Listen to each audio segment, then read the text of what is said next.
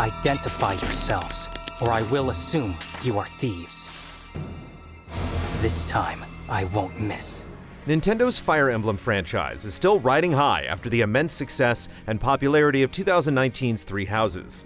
The next entry, Fire Emblem Engage, eschews the heavy-handed social simulation introduced in Three Houses in favor of a setup that's more akin to previous entries, relying more heavily on combat, strategy, and personnel management.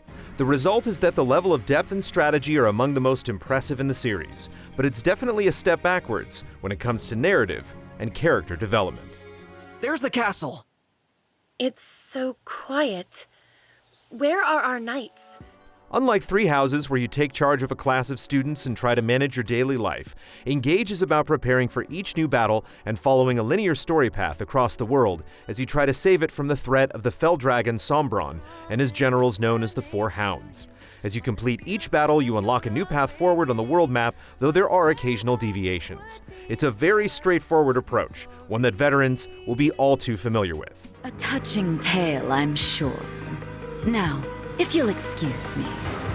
The highlight is a return to form for Battlefield, specifically the heavier focus on environmental hazards and obstacles that you have to account for, in addition to the regular factors like enemy positions and weapon ranges. While it doesn't bring back all the goods, notably lacking height advantages or slope mechanics, Engage delivers the most satisfying battles in a long time, and each map continuously adds new wrinkles to keep you on your toes.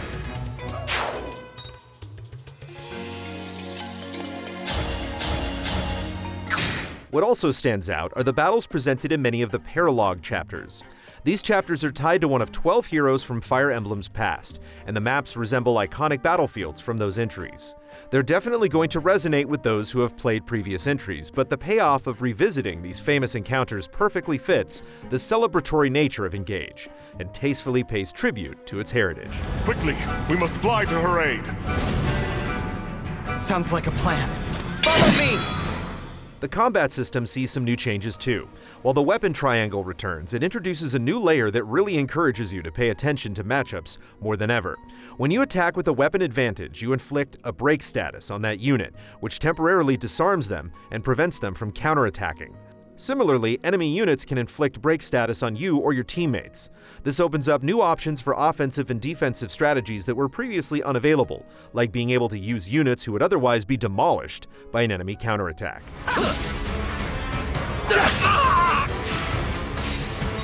Though it's not the first to do so, another important change is that Fire Emblem Engage is one of the rare installments that ditches weapon durability.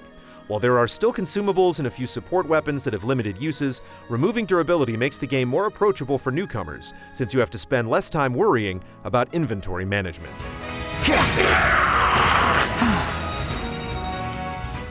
Instead, you're afforded more time to delve into some of the newer mechanics, like the Engage system, which allows any combatant to equip an emblem ring that pairs them with one of 12 heroes from previous Fire Emblem games.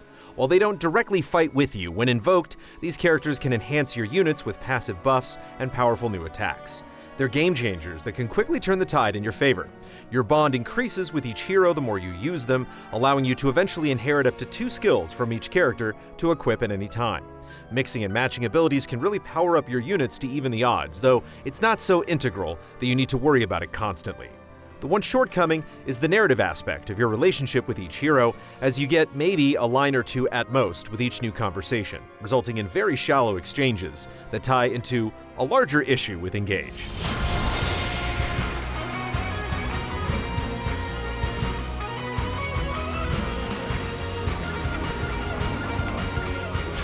Engage's story is very straightforward and basic, though it improves slightly by the end. Its biggest issue is that it doesn't spend enough time with world building, and the background development for each of the different kingdoms and factions is rudimentary at best. This is mostly attributed to the underwhelming writing, which not only sabotages the plot development, but the character arcs as well. We live on the continent of Elios, 4 realms surrounding a holy land at its center. Engage's other huge shortcoming is its characters. Fire Emblem games are no stranger to large headcounts, but Engage's roster suffers from perhaps feeling too large, making it really difficult to spend meaningful time with everyone. This leaves a large chunk of the group to feel like they're merely faces in the background. When you do finally spend time with the characters, most lack any real sense of depth, and many of their support conversations are bogged down by poor writing.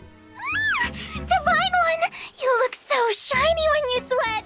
Lack of social simulation elements aside, Engage is definitely a big step backwards from Three Houses in terms of feeling connected to your characters. It doesn't take the proper time to develop their backgrounds, so you don't feel strongly tied to most of them.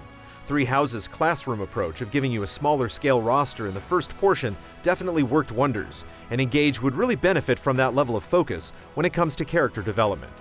When you can't get invested in the characters, it's hard to care too much about the narrative, especially when it's already struggling to hold your interest on its own merits. 4, 3, 2, 1! Who's our favorite dragon? You! Y-O-U! That didn't help. One way Engage could have allowed you to get to know more characters would be through the inclusion of New Game Plus. However, no such option is available. This really hinders the replay value, as Engage truly feels like a one-and-done affair.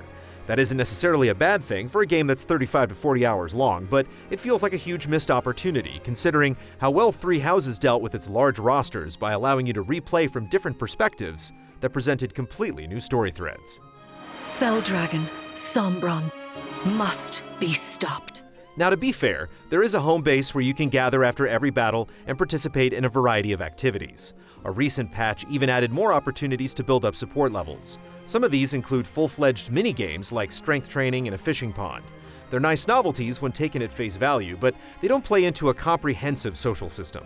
They also frequently come off as tedious, like having to remember to travel to the arena after every single battle to try to get some measly experience for underleveled and neglected party members.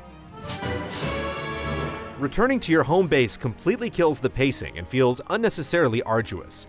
Hampered by annoying load times, you arrive to perform a checklist of actions before departing for another battle. Visually, there's some charm to inhabiting a floating island in the sky, but there's a lack of substance and meaning to your interactions as a result of the shallow characters. Thankfully, the most crucial activities, such as shopping for gear and viewing support conversations, can be done from a menu on the world map, so you can completely bypass returning to home base if you choose. Divine One, what are you doing? Oh, hello, clan. I was just tidying up a bit.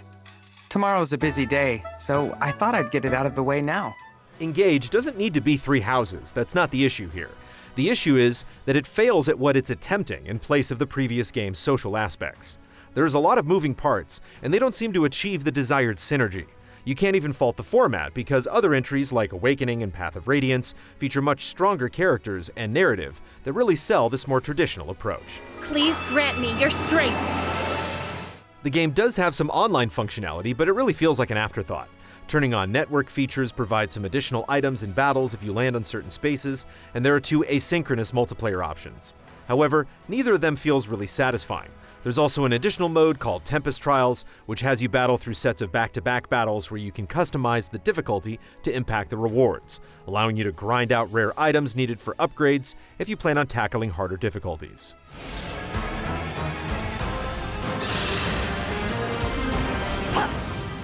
Speaking of which, Fire Emblem Engage presents multiple difficulty options from the start, as well as the ability to implement permadeath for characters who fall in battle, or to allow them to recover and return later. While the normal setting can provide an ample challenge, unlimited access to the rewind function pretty much trivializes things, making time and patience the only real requirements to winning a battle. It does help you learn the ropes though, and could have served as a nice stepping stone to tackling harder difficulties where rewind is limited to 10 uses per battle. Father, I'm sorry.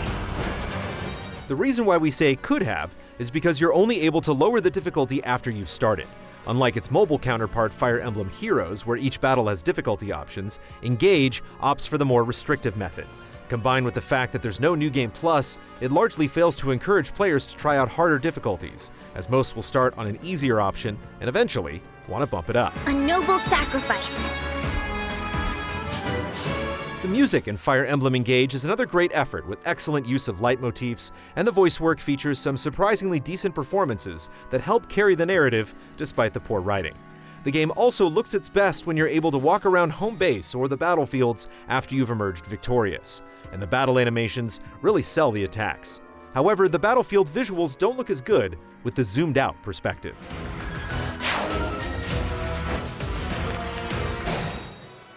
Fire Emblem Engage is a return to the series' more established format, and the renewed emphasis on combat and strategy is a boon. Yet these improvements come at the cost of losing the charm and character depth seen in Three Houses. Ideally, there needs to be a path forward that combines the best of both approaches, and in that regard, Engage feels like a missed opportunity.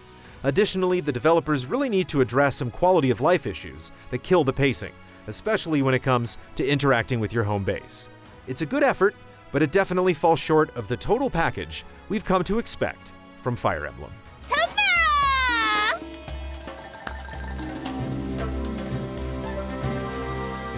Final score, 7 out of 10. Thanks for watching our review. We're Easy Allies. We've been writing about games for decades, and we also do podcasts, streams, shows, and more, all funded by regular viewers just like you. Head to patreon.com/easyallies to pitch in and get rewards. And be sure to like, subscribe, and ring the bell to stay connected on YouTube. See you soon. Emblem Engage!